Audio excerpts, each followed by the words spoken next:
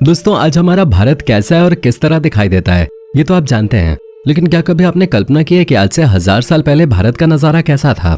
यहाँ लोग किस तरह रहते थे, किस तरह की जाति और धर्म का पालन भारत में होता था और उस समय चीजें कैसे खरीदी और बेची जाती थी। जी हाँ दोस्तों, आज जिस भारत को आप देख रहे हैं वो तो कुछ भी नहीं है, क्योंकि 1000 साल पहले भारत बहुत ही ज्यादा विशालकाय होता था और उस समय भारत में ऐसी ऐसी चीजें हुआ करते थे जिनके बारे में सुन के ही आप हैरत में पड़ जाएंगे। दोस्तों, 1000 साल पहले अगर भारत के नक्शे की बात की जाए तो उसमें भारत, पाकिस्तान और बांग्लादेश ही नहीं बल्कि ईरान, अफगानिस्तान और म्यांमार जैसे देश भारत का हिस्सा हुआ करते थे। लेकिन बीते 1000 साल में भारत ने कई सारे विभाजन देखे, जिसके बाद आज हम वर्तमान समय में एक मजबूत देश के रूप में दुनिया के सामने खड़े हैं। भारत न केवल क्षेत्रफल की दृष्टि से विशालकाय था, बल्कि ये पूरी तरह से समृद्ध भी था। तभी तो पहले मुगलों ने और फिर अंग्रेजों ने भारत पर कब्जा जमाया। 1000 साल पहले भारत की जनसंख्या करीब 3 से 4 करोड़ हुआ करते थे।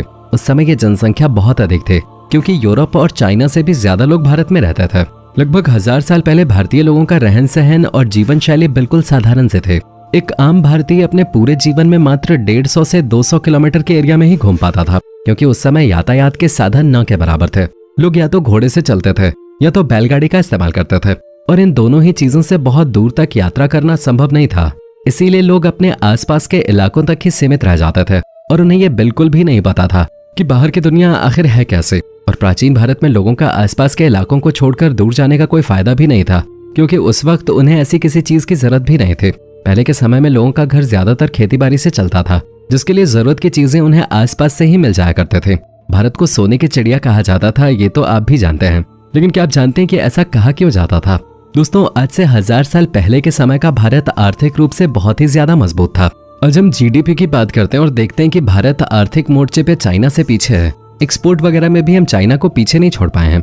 लेकिन आज से 1000 साल पहले ऐसा बिल्कुल भी नहीं था। शायद आपको यकीन ना हो, लेकिन आज से 1000 साल पहले पूरी दुनिया में एक्सपोर्ट की जाने वाली चीजों में 30% गुड्स एंड सर्विसेज का एक्सपोर्ट भारत ही करता था, जबकि चाइना 25% और यूरोप 11% एक्सपोर्ट करता था। भारत से ही सबसे ज्यादा कपड़े, मसाले एवं खाने की चीजें एक्सपोर्ट की जाते थे। हमारा भारत मसालों के लिए विशेष रूप से फेमस था। यहाँ पर तरह तरह के मसाले मिल जाया करते थे। तभी तो यूरोप के देशों में भारत के बारे में आज भी कहा जाता है कि हम भारतीय बहुत ही ज्यादा मसालों का इस्तेमाल करते हैं। अब खुद ही देख लीजिए, जितने मसाले भारतीय व्यंजनों में पड़ते हैं उतना किसी और देश के व्यंजनों में आपको देखने को नहीं मिलेंगे, और इसीलिए लोग भारत के खाने के इतने दीवाने होते हैं। 1000 साल पहले भी बाजार हुआ करते थे, लेकिन वो आज के समय के बाजारों जितने आधुनिक नहीं थे। उसमें से बस कुछ जरूरत की चीजें ही मिल जाया करते थे। लोग अपनी खुद की दुकान भी लगाते थे, लेकिन उन दुकानों में अधिकतर कपड़े, खाने के सामान और मसाले वगैरह ही मिला करते थे। उस जमाने में मुद्रा का भी चलन था, जब लोग सामान खरीदने के बदले मुद्रा दिया करते थे। लेकिन ऐसा नहीं था कि अगर मुद्रा नहीं हो तो लोग सामान नहीं खरीद सकते हैं। लोग मुद्रा की जगह कुछ और चीज देकर भी सामान खरीद सकते थे। बस जो चीज वो दे रहे हैं वो सामान के जितनी ही कीमती होनी चाहिए।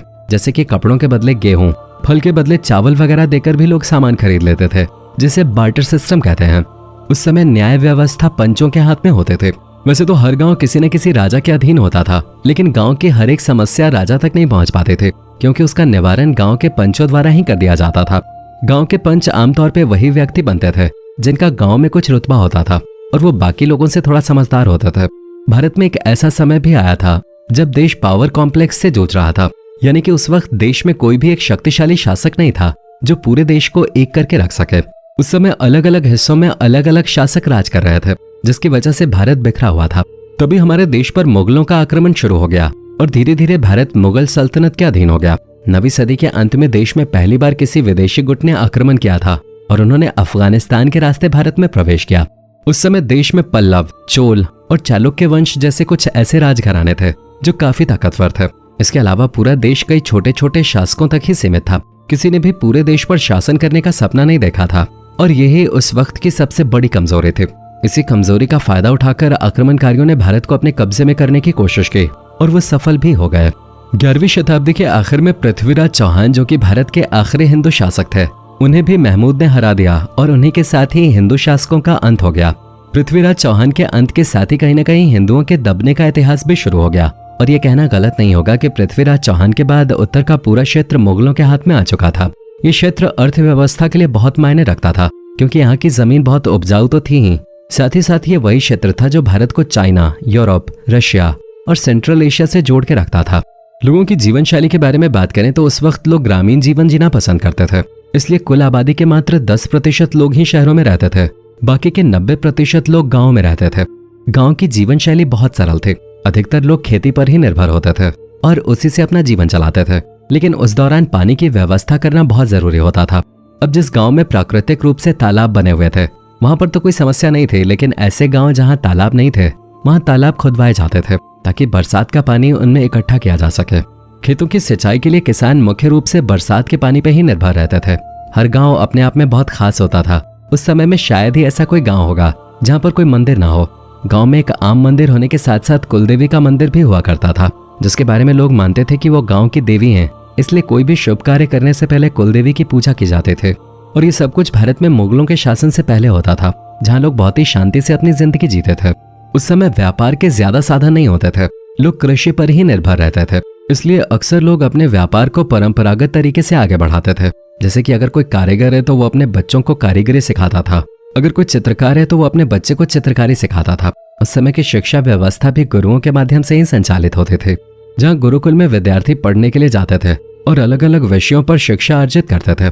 इतना ही नहीं, विद्यार्थी न केवल अपने देश के लिए बल्कि कई अलग अलग देशों से भारत में शिक्षा लेने के लिए आया करते थे, क्योंकि भारत की शिक्षा व्यवस्था शुरुआत से ही बहुत ज्यादा मजबूत और अच्छी थे। शादी विवाह की बात करें तो आज की तरह ही उस वक्त भी शादी की परंपरा को बहुत ही धूमधाम से मनाया जाता था। हर गांव का ये रिवाज था कि एक ही गांव में एक ही गोत्र में दो लोगों की शादी नहीं होगी, और इसीलिए हर किसी की शादी किसी दूसरे गांव में और किसी दूसरे गोत्र में कराई जाते थे।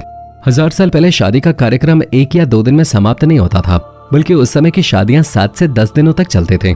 बारात का आना और उनकी मेजबानी करने में ही 4 से 5 दिन लग जाया करते थे। आज की तरह ऐसा नहीं था कि जिसके घर में शादी है बस उसी के लिए उत्सव हो।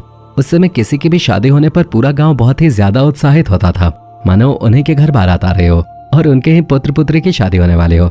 उस दौर में शादी का खर्च एक इंसान पे नहीं होता था, पूरा गांव मिलकर शादी के खर्च को बांट लेता था।